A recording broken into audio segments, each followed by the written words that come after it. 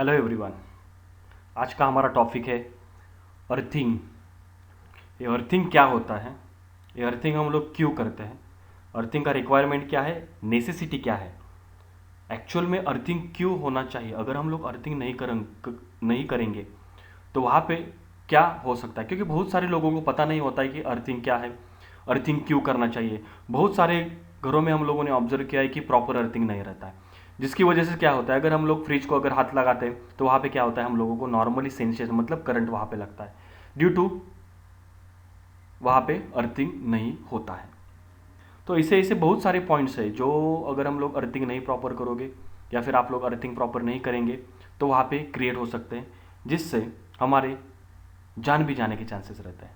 तो अर्थिंग क्या है, उसको क्यों करते हैं, सो एज पर IS 3043 के हिसाब से उसका नेसेसिटी क्या है, उसकी ज़रूरत क्यों है, वो हम लोग इस वीडियो में देखने वाले। तो वीडियो को देखने से पहले चैनल को लाइक करो, सब्सक्राइब करो और शेयर करो। So earthing is the process of connecting the non current carrying metal parts and current carrying parts of an electrical system to earth. मतलब क्या है, जो भी हम लोग इक्विपमेंट्स सिस्टम में कनेक्ट करते हैं, जिस इक्विपमेंट को हम लोग सप्लाई करते हैं वो आइदर मेटल का रहेगा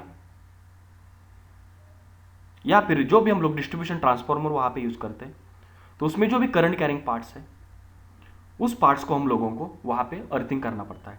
so non current carrying metal parts मतलब क्या है, अगर मिक्सर रहेगा या फिर फ्रिज रहेगा तो फ्रिज के अंदर मेटल पार्ट्स रहेंगे। उसके बाद में अगर हम लोग सबस्टेशन में जाएंगे तो वहाँ पे सबस्टेशन में स्विच यार्ड में वहाँ पे टावर्स रहते हैं, टावर्स को या फिर जो भी स्ट्रक्चर है जिसके ऊपर हम लोग प्रोटेक्शन इक्विपमेंट्स हम लोग इंस्टॉल करते हैं वो इक्विपमेंट्स रहेंगे, मतलब जिसमें से करंट फ्लो नहीं हो सकता है, उसको हम लोग मेटल पार्ट्स हम लोग बोल सकते हैं। तो उस मेटल पार्ट्स को और करंट कैरिंग पार्ट्स मतलब जो भी डिस्ट्रीब्यूशन ट्रांसफार्मर है उसका जो न्यूट्रल है उसको हम लोग वहाँ पे अर्थिंग करते हैं। सो इस प्रोसेस को मतलब earthing is the process of connecting the non current carrying metal parts and current carrying parts of an electrical system to earth. जो भी नॉन करंट कैरिंग पार्ट्स है या फिर करंट कैरिंग पार्ट्स है उसको डायरेक्टली अर्थ को कनेक्ट करना through some GI plates, GI wires, GI rods, वहाँ पे हम लोग यूज करके वहाँ पे उसको अर्थ से कनेक्शन कर सकते हैं।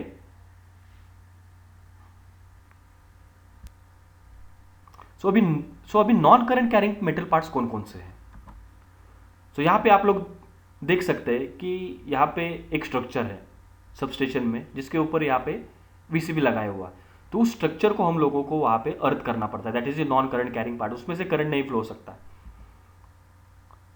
नेक्स्ट एक स्ट्रक्चर आप लोगों को दिख रहा है जो ब्लैक कलर का स्ट्रिप है, उससे हम लोगों ने उस स्ट्रक्चर को वहाँ पे अर्थिंग किया है। नेक्स्ट वहाँ पे ट्रांसफार्मर देख सकते हैं, ट्रांसफार्मर का जो बॉडी है वो बॉडी मेटल का रहेगा, उसको भी हम लोगों को वहाँ पे अर्थिंग करना पड़ता है। So these are the non current carrying metal parts जिसको हम लोगों को अर्थिंग करना पड़ता है। सो दीज आर दिस, आप लोगों को यहाँ पे सभी स्ट्रक्चर के ऊपर ब्लैक कलर का स्ट्रिप दिख रहा है, तो सभी जो भी जितने भी मेटल स्ट्रक्चर्स है नॉन करंट कैरिंग पार्ट्स है उसको हम लोग वहाँ पे अर्थिंग करते हैं। उसके बाद में करंट कैरिंग पार्ट्स, अभी करंट कैरिंग पार्ट्स मतलब क्या, जहाँ पे डिस्ट्रीब्यूशन ट्रांसफार्मर है, डिस्ट्रीब्यूशन ट्रांसफार्मर का सेकेंडरी साइड में मतलब डिस्ट्रीब्यूशन ट्रांसफार्मर अगर हम लोग देखते हैं तो डेल्टा स्टार कनेक्शन रहता है, तो सेकेंडरी में RYB और न्यूट्रल रहता है। तो वहां पे डिस्ट्रीब्यूशन ट्रांसफार्मर में हम लोग जो न्यूट्रल वायर है या फिर जो न्यूट्रल पॉइंट है उसको हम लोग वहां पे अर्थिंग करते हैं, न्यूट्रल पॉइंट से कनेक्शन लेके हम लोग उसको अर्थ में कनेक्ट करते हैं। तो जो नॉन करंट कैरिंग पार्ट्स है और करंट कैरिंग पार्ट्स है उसको अर्थिंग करना क्यों चाहिए, क्यों हम लोग अर्थिंग करते हैं, ये आपके सामने वहां पे क्वेश्चन आ गया, तो उसका हम लोग सॉल्यूशन हम लोग नेक्स्ट इसमें हम लोग देखेंगे। तो जरूरत क्यों है, नॉन करंट कैरिंग पार्ट्स को अर्थिंग करना क्यों जरूरी है और करंट कैरिंग पार्ट्स को अर्थिंग करना क्यों जरूरी है। The current carrying parts are connected to the earth to keep the potential within the tolerable limits and isolate the system during fault condition. मतलब क्या है, अगर फॉल्ट कंडीशन क्रिएट हो गया, अगर अर्थ फॉल्ट वहां पे क्रिएट हो गया, तो अगर अर्थ फॉल्ट क्रिएट हो गया मतलब क्या हुआ, अगर किसी भी नॉन करंट कैरिंग पार्ट के कांटेक्ट में वहां पे फेज वायर आ गया तो वहां पे क्या हो सकता है, उस नॉन करंट कैरिंग पार्ट में से वहां पे करंट फ्लो हो सकता है, वहां से करंट फ्लो हो सकता है। तो तो जिससे अगर वहाँ पे कोई भी ऑपरेटिंग पर्सन रहेगा, अगर वहाँ पे जाने के बाद उसने उस मेटल पार्ट को वहाँ पे टच किया, टावर को टच किया, तो उसको वहाँ पे शॉक लगने के चांसेस रहते हैं। मतलब हम लोग स्टेप पोटेंशियल और टच पोटेंशियल वहाँ पे हम लोग कंसिडर करते हैं। तो अगर वहाँ पे उसने टच किया तो उसके बॉडी में से करंट फ्लो हो सकता है और उसकी डेथ होने के चांसेस रहते हैं।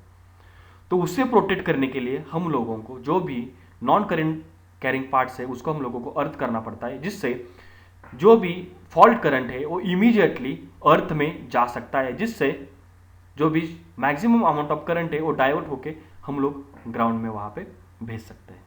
So that is the main purpose of non current carrying parts को अर्थ से कनेक्ट करने का है, जिससे हम लोग सेफ्टी या फिर ऑपरेटिंग पर्सन से उसको हम लोग वहाँ पे सेव कर सकते हैं। और जो करंट कैरिंग पार्ट्स है उसको हम लोग अर्थिंग क्यों करते हैं? क्योंकि जो भी पोटेंशियल राइज है या फिर जो potential within the tolerable limits या फिर जो भी सिस्टम है, अगर फॉल्ट क्रिएट हो गया ड्यूरिंग अर्थ फॉल्ट या फिर फॉल्ट क्रिएट हो गया तो पूरे सिस्टम को हम लोग वहाँ पे फॉल्ट कंडीशन में हम लोग आइसोलेट कर सकते हैं। तो उसके लिए वहाँ पे हम लोग अर्थ लीकेज सर्किट ब्रेकर भी हम लोग यूज़ कर सकते हैं, या फिर हम लोग करते हैं अर्थ लीकेज सर्किट ब्रेकर वहाँ पे यूज़ करते हैं। So these are the two main points जिससे हम लोग ह्यूमन को भी प्रोटेक्ट कर सकते हैं और पूरे सिस्टम को जब भी फॉल्ट क्रिएट होगा वहाँ पे उससे हम लोग प्रोटेक्ट कर सकते हैं। तो एक मेन है कि हमारे फ्रिज को वहाँ पे जब भी हम लोग टच करते हैं तो वहाँ पे शॉक लगता है। क्यों? क्योंकि वहाँ पे प्रॉपर अर्थिंग नहीं रहता या फिर अर्थिंग ही हम लोग वहाँ पे नहीं करते। तो उस टाइम पे क्या होता है, जब भी हम लोग टच करते हैं तो टोटल करंट हमारे बॉडी में से फ्लो होता है, और उसी टाइम पे अगर करंट 50 मिली एम्पियर से अगर ज़्यादा हो गया कुछ समय के लिए तो वहाँ पे हमारी डेथ होने के चांसेस रहते हैं। अगर हम लोगों ने प्रॉपर अर्थिंग किया तो वहाँ पे क्या हो सकता है, मैक्सिमम अमाउंट ऑफ करंट उस पाथ से जहाँ पे हम लोगों ने अर्थिंग किया है उस पाथ से वहाँ पे डायरेक्टली अर्थ में जाएगा, और जब भी हम लोग वहाँ पे टच करेंगे तो वहाँ पे करंट का डिवाइड हो जाएगा, तो जिससे स्मॉल अमाउंट ऑफ करंट हमारे बॉडी में से फ्लो हो सकता है, जिससे हमारी जान जाने से हम लोग वहाँ पे बच सकते हैं। तो ह्यूमन प्रोटेक्शन के लिए अर्थिंग वहाँ पे नेसेसरी है।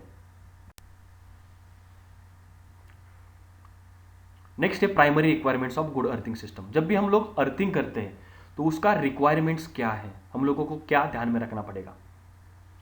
सो फर्स्ट है, it stabilises circuit potential with respect to ground potential and limits the potential rise.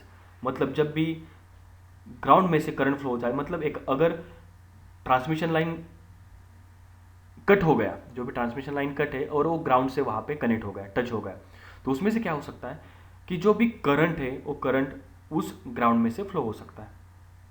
Ground में से फ्लो होने जाने के बाद वहाँ पे क्या हो सकता है, रिवर्स बैक वहाँ पे करंट आता है, वहाँ पे जो भी पोटेंशियल ग्रेडियंट्स है या फिर जो भी ग्राउंड पोटेंशियल वहाँ पे बढ़ जाता है। जैसे हम लोग उस एरिया में जाते हैं तो वहाँ पे स्टेप वोल्टेज वहाँ पे जनरेट होता है, जिसकी वजह से हमारे बॉडी में से करंट फ्लो होना स्टार्ट हो जाता है और हम लोगों को शॉक लगता है।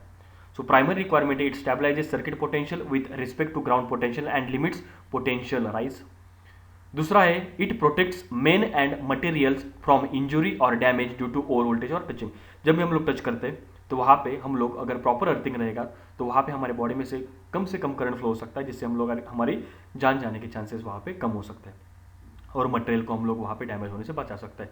उसके बाद में it provides low impedance path to fault current. जब भी फॉल्ट क्रिएट होगा तो लो इंपेडेंस पाथ मतलब कम से कम रेजिस्टेंस वहाँ पे होना चाहिए, जिसकी वजह से maximum amount of current ground में से फ्लो हो जाएगा। And consistent operation of protective devices during earth fall. जब भी अर्थ फॉल क्रिएट होगा तो अर्थ फॉल से प्रोटेक्ट करने के लिए वहाँ पे हम लोग जो भी